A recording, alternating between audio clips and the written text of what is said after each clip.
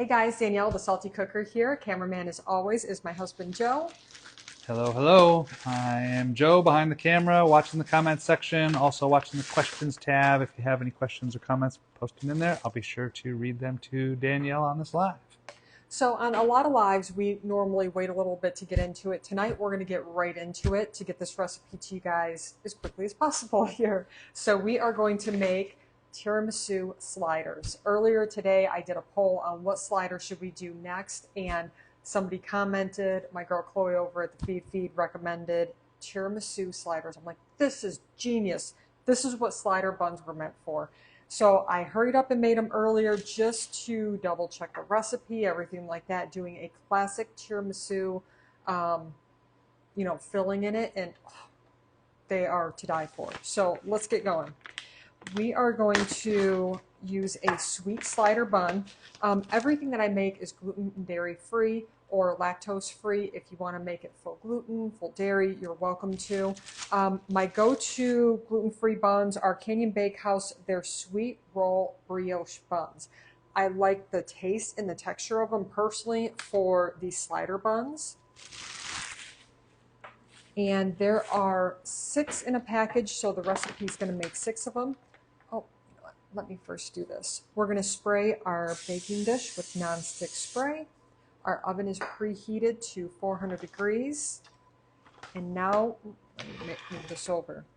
We're going to cut out the inside here to make a little well for that goodness filling. And Kathy just asked where you can get these Canyon Bakehouse buns. They just started shipping. I'm so excited, guys. So, like Publix, Whole Foods, Kroger stores, they carry them. They'll carry like some of the products, maybe not all of them, but you can go to Canyon Bakehouse's, their website now, and now they offer shipping. I actually, whoever is packing is probably like, what is she even doing? I ordered like a case because, we have Easter coming up, we have summertime, and I like to prep desserts ahead of time to have them ready for you guys. So yeah, I got like a case of these coming. And they have coupons on there and stuff like that if you sign up. I think it's for their newsletter, or they may just have like a direct coupon sign up. But you can see that they're not fluffy. They have some texture to them. So to me, I like that texture. I like that a little bit. Sorry, let me adjust my hair so I'm not getting my hair in the food. I like the texture, especially once it's baked. You get a little bit of that chewiness. And that's where originally I came up with cream cheese Danish sliders, which we actually just made on Facebook. We have a couple batches back there. I was trying to come up with a gluten-free Danish style, or a gluten-free Danish, and it can be really tricky baking gluten and dairy free, especially for bread recipes. So when Canyon Bakehouse came out with this, I was just like, oh my God, the texture is just like everything was perfect, especially once you baked them, that it's so good. So I can turn anything into these. They are so good. We have a lot of, if you go to thesaltycooker.com, you'll see savory recipes, breakfast recipes, lunch recipes. Actually, I just reshot a Boston cream donut with these.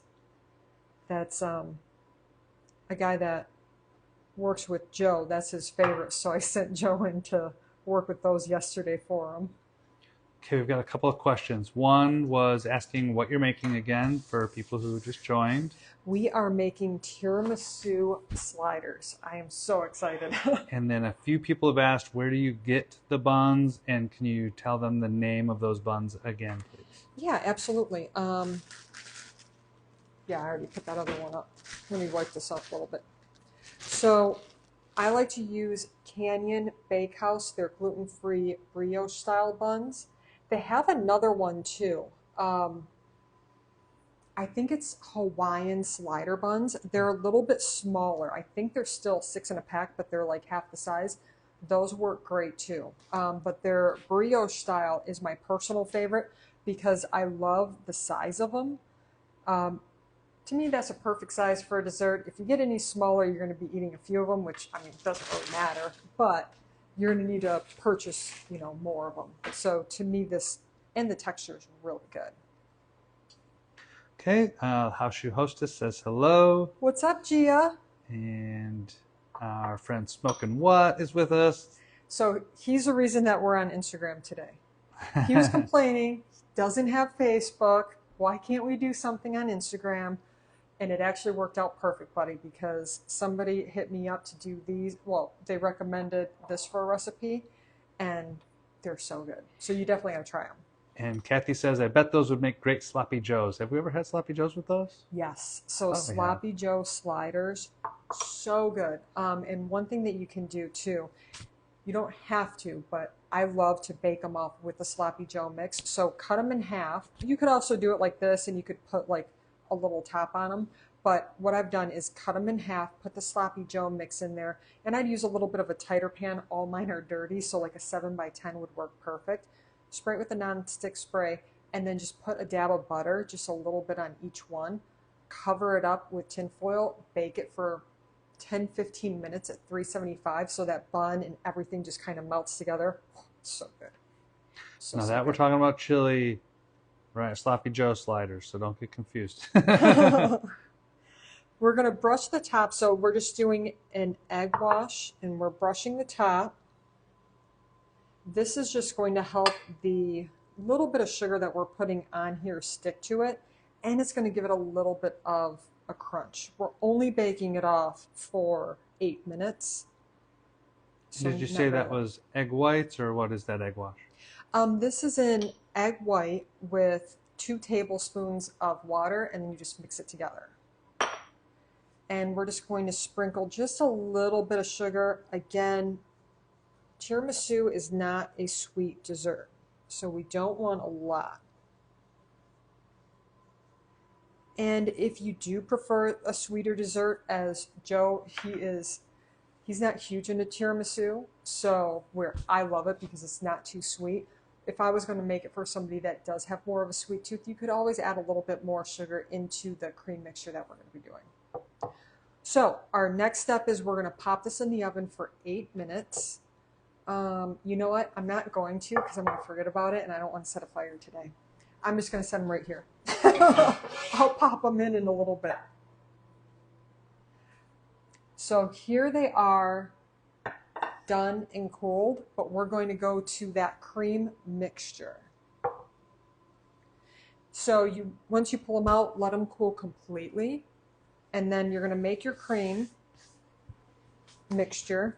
And if we had put those in the oven, what would you bake them at for how long about? 375 for 8 minutes. Wait, just the buns? Yeah. Oh yeah, 375 for 8 minutes. Okay. And let me move this out of the way. So we're going to do the filling. We have 3 egg yolks. We're going to, now I normally use either a dairy-free cream cheese or a lactose-free mascarpone. That works really good, either one. The cream cheese is going to be a little bit more sour, so taste it once you're done and see if you want to add a little bit more sugar. I find the recipe works good for either one. I tried both of them, but since this is a very last minute, I could not get my hands on a lactose-free, so we're just using a standard mascarpone cheese. And again, all the recipes that I make, you can make gluten-free, dairy-free, lactose-free. For mascarpone, I have not found anybody that makes it dairy-free, but I have found somebody that does lactose-free, and it's delicious. It tastes exactly the same without the tummy ache at the end, so I love it. All right, so now we're going to do, where's my sugar?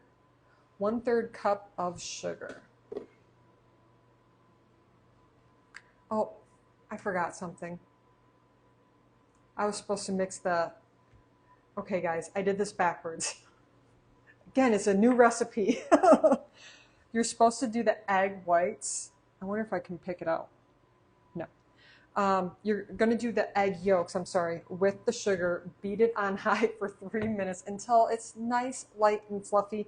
And then you're going to mix in the mascarpone cheese or your cream cheese. I forgot to do that, so we're just going to mix it all together. And it'll taste the same. It's just incorporating the sugar, so it's not going to be too grainy. So let's come over here. As you can see, I'm already all set up because we've been shooting. And you can use this with a hand mixer. You can do it with a stand mixer.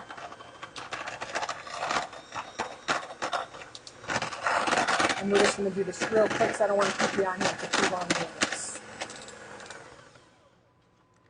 So definitely follow the directions for timing and everything like that. Don't follow me on this part because I missed a step. But it's going to be, when you do your egg yolks and the sugar, it's going to turn to a pale yellow and be a fluffy style, like almost tacky mixture. And we're just going to scrape down the sides. I want to make sure that everything is incorporated, and you can see that's, even just for a little bit, it's already fluffy. Okay, so here is the fun part. And I forgot to pull out the other ones, so don't let me forget. Once we're done with this, I need to go pull out the other ones. We're going to plate these up. This side.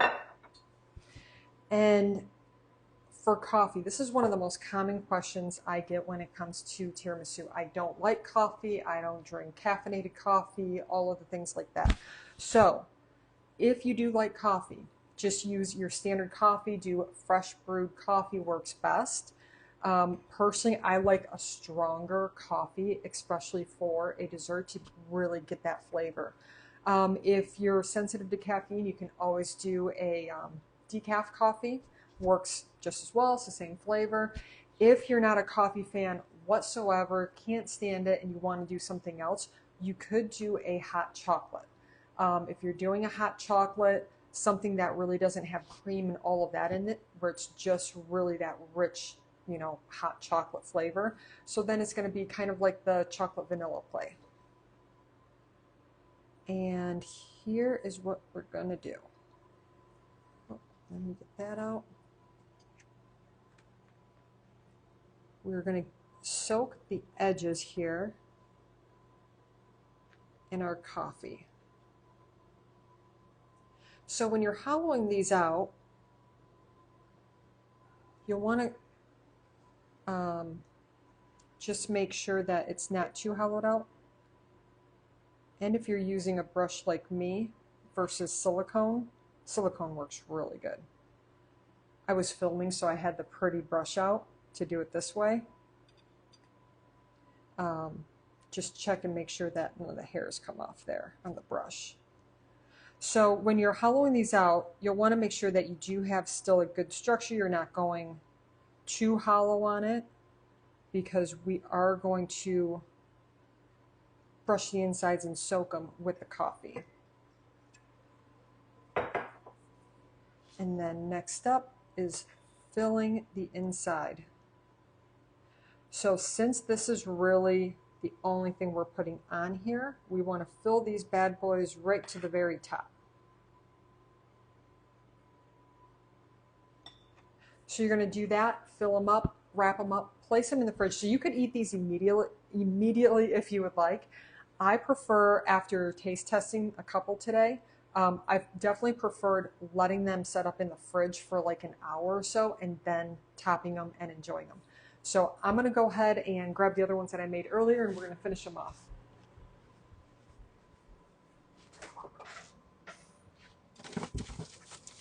We did just get a question asking about your cutting board, where you got that from. This is Stella Falone, and it's STELLAFALONE.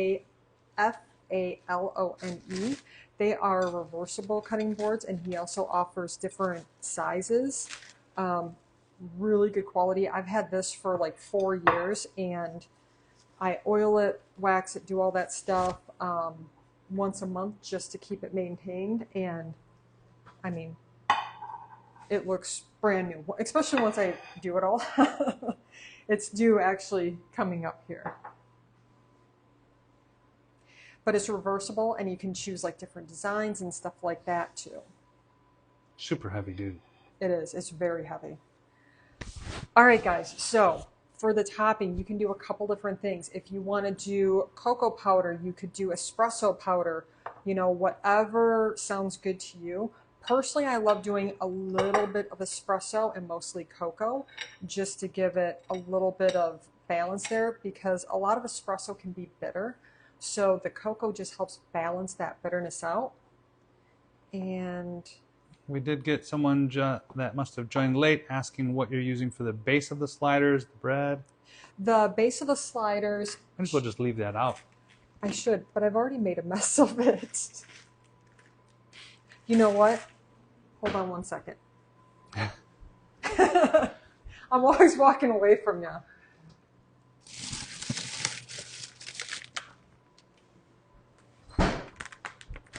I just put it in the freezer because I'm going to be making more.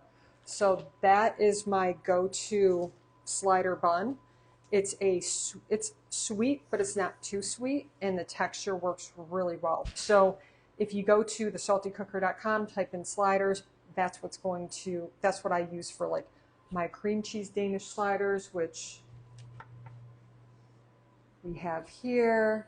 Those are some of my favorites. Yeah, that is a lemon blueberry cream cheese Danish slider. I have strawberry ones, cherry ones, apple ones, plain traditional. It's so good. But yeah, that's my go-to. And I also use that for savory dishes too. So we have a combo of the espresso and the cocoa powder.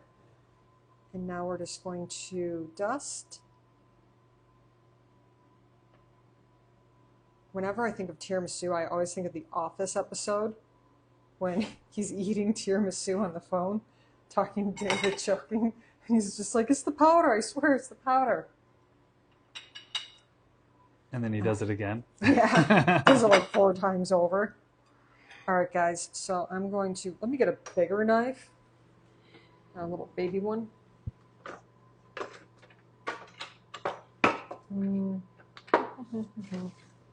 Let's do this.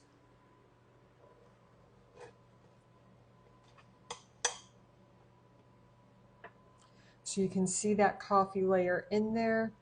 Again, we don't want to go too heavy on the coffee because you don't want it to be soggy. You just really want to get that flavor. We have the delicious tiramisu, and that's classic tiramisu filling. So the only thing that's different is I did not add a heavy cream whipping into it because we don't really need that with this. We're doing something that is a little bit more packed on flavor. And yeah, so you don't even have to have a dish for this. You can just eat these just like that. It's so good. Kathy says, can't wait to make this recipe. Jennifer says, Okay. Wow. Thank you. House Shoe I'm Hostess says they look amazing. They're so good. You guys need to be closer to me and help me eat these because, yeah, so now we have 1, we have 2, 3, 4, we have 5 sets of sliders here. And I have like 4 more recipes I want to make. One question was, are the eggs raw? Yes. So if you're not into the whole egg yolk thing and you don't want to go traditional tiramisu, you can just omit the eggs completely. But to me, they do add a really nice flavor and nice creaminess. But if you're just not your thing, you can definitely omit it. And Charles asked, can you reheat them or eat them warm? You could. So when you pull them out and you, like we just did, you brush them with the coffee, and especially if it's a fresh brewed coffee, it's hot, and then you fill it with the filling. You can eat it right then and there. So, but as is like this, I would bring this to room temperature and eat it that way. That would be personally my preferred way, just because I'm not a hot tiramisu person, because the filling is kind of like a custard. Okay. Don't have any new questions. We do have people joining still, but they'll have to catch the replay. Yep. So today we made tiramisu sliders. These are perfect for an easy dessert. Also for Super Bowl Sunday coming up. So definitely check these out. I'm going to include the full recipe. We also have my cream cheese Danish sliders. We just pulled those out of the oven and shot those on Facebook. But head over to thesaltycooker.com and you can see all the desserts. But if you're looking for the slider options, just type in slider or Danish and all of them will come up. Lots of different combinations. But this one you guys have got to try. I mean, I'm so excited. It's so good. Tiramisu sliders. All right. All right. Thanks, guys. Thanks for watching. Thanks, guys.